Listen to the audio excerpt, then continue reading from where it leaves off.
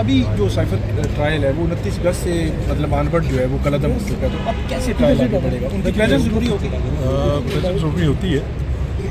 کیونکہ یہ قانون کا تقاضا ہے، اور چونکہ یہ اسکوائر 1 سے سارا پروسیس شروع ہونا ہے،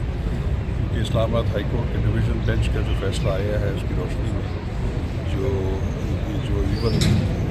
کاپیز کی تقسیم ہے چالان کی وہ بھی نئے سرے سے ہوگی، پھر اس میں 7 دن کا جو وقفہ ہے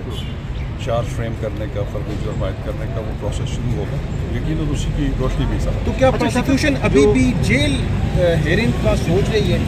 تو ہے اس والے سے دیکھیے جیل ہیئرنگ کا تو ہمارا پہلے بھی یہ خیال تھا، اور وہ پیورلی اس لیے تھا کہ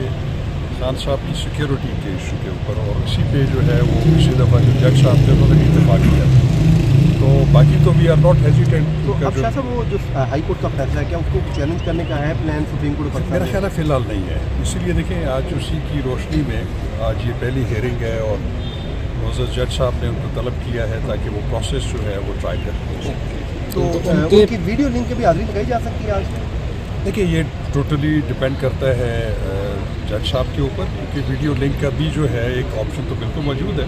سپریم کورٹ میں اگر ہو سکتی ہے تو یہاں بھی ہو سکتی ہے۔ میرا خیال ہے کہ اگر ڈیفنس اس کے اوپر آپشن دے